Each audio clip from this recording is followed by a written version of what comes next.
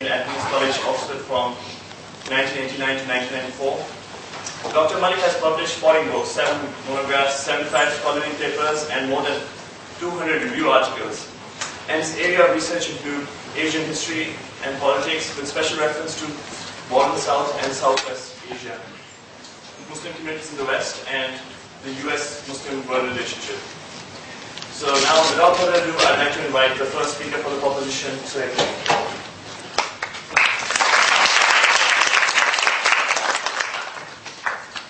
To be or not to be? That, ladies and gentlemen, is not the question. Pakistan can't help being.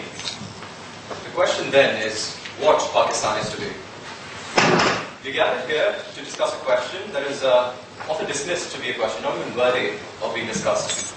The question, of course, is should Pakistan have a state religion? Or more specifically, should Islam be Pakistan's state religion? But why is this a relevant question? Well, because many apparently reasonable people seem to assume that there is only one incontrovertible answer. Of course, they say Pakistan was created in the name of Islam. We were always supposed to be an Islamic state.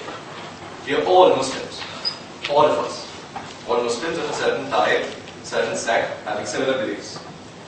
And since we are all Muslims, Pakistan must be an Islamic state. And thus the explanation is good. Pakistan was not created in the name of Islam. It was created for the Muslims of South Asia. It was not supposed to be an Islamic state. It was supposed to be a state that would give political representation to everyone. We are certainly not all Muslims. I can see many Muslims. The answer is, Pakistan should not have a state religion. Pakistan should not have a state religion. Now, notice that this answer does not mean that the state should not have anything to do with religion in Pakistan. That, I think, is just an extreme and almost tolerant. Similar to saying that the state should not have anything to do with its citizens. The point is that the state should not prefer any religion over another, just as the state should not prefer one citizen over another. Pakistan, we believe, was supposed to be a secular state, and I will explain what that means later, because there are many definitions roaming around of what a secular state means, what a secular state in Pakistan's case means. Secularism, ladies and gentlemen, lies at the heart of Pakistan's origins. A country that was supposed to be a country that would be a safe haven for minorities. One that would provide equal opportunities for all groups. One in which no group would hold sway over another. Ladies and gentlemen, I'm not snatching any credit away from Muslim freedom fighters. I'm not denying that the Muslim League was undoubtedly the vanguard of the Pakistan movement. But despite its name, ladies and gentlemen, the Muslim League was never intended to be a party that would only be for Muslims. It had a larger cause. It had national cause.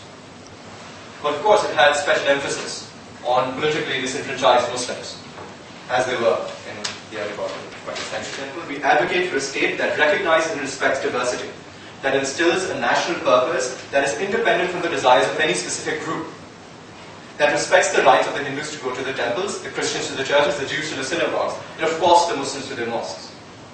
Ladies and gentlemen, differences of opinion can be healthy, and disagreements can be healthy, but deep-seated schisms, vast divided chasms cannot be. And thus we need a state that respects us all, one that brings us together, that serves as a forum we find our shared values, not one that enforces one unitary identity upon us. A secular state, ladies and gentlemen, is just the beginning of that goal. Thank you. Thank you.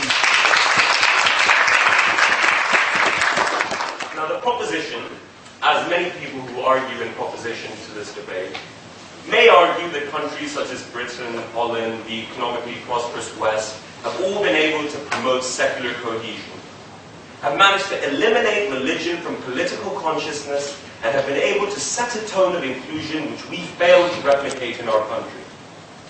I disagree. This is a case of surfaces and depths. Europe appears secular to us. It appears secular to us because its surfaces are designed to appear that way. There is, however, an ethos in Britain, in Holland, in France, which does manifestly express itself unless we actively choose ignorance in our analysis. Europe has a Christian ethos. It is not secular.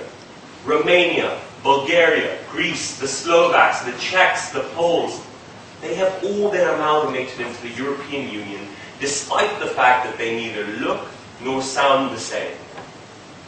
Indeed, if you put a Romanian with a Pole in the same room, I doubt very much they'd be able to understand each other. Our job to prove to this chamber that state religion is fundamentally wrong. There is a difference in this debate, okay? I am not obliged to prove to you what my particular vision for the religious unity of Pakistan is. You are here to prove to us, to this house, that is the only way that you can win the debate, that actually Pakistan must abolish its state religion. Hitherto you have not done so. To those who are still not convinced, to those who still believe that the existence of a state religion opens possibilities for discrimination, I will just say this. Secularism discriminates just as much as the state religion. There are people, there are Turkish men and women who go and educate themselves abroad in Europe because they are not allowed to practice their religion. Their women are not allowed to wear veil. In France, to wear a veil is offensive to the philosophy of the state, and we are slowly but surely moving in that direction in this country as well. Secularism discriminates against a religious lifestyle, Mr. Chairman. There's no getting away from it. I will take this. I will take this. And considering that the vast majority of Pakistanis are Muslim, we would be exchanging a system where a few get marginalized for a system where the majority gets marginalized. When you take on the majority, you usually lose. Now, I would just say to you, ladies and gentlemen, in conclusion, that it's unsurprising that a group of students with the wealth and resources available to study in this country wish to advocate secularism. It's unsurprising. But you are not by any means representative, yes. Why did you, in your definition for secularism, model Europe, there exist different kinds of secularism, including secularism in India, secularism in France, which are totally different aspects of secularism. So why did you generalize this? Okay. No. Secularism, I believe, okay, and you may disagree, breeds a kind of contradistinction of religion. If you look at India right now, they are moving towards a Western culture. They have pretty much amalgamated their culture into the West, okay? I am saying to you that the secularism we have in place, no matter what country it's in, always seems to take opposite strands of religion and completely blur the distinction. Always. In the end, there is no religion remaining. So, ladies and gentlemen, I believe that this issue is too weak to discuss in any substantial way, because apart from a group of the so-called elite, who, if you notice, will probably contradict each other several times over the course of this debate, the vast majority of Pakistanis have not yet assumed a psycho-secular consciousness. When they do so, we will talk, and we may change, but until then, I beg you to oppose. Thank you.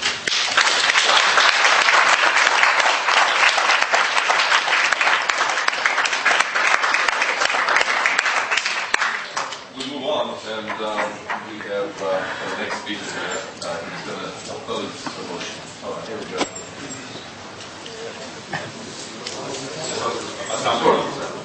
Good evening.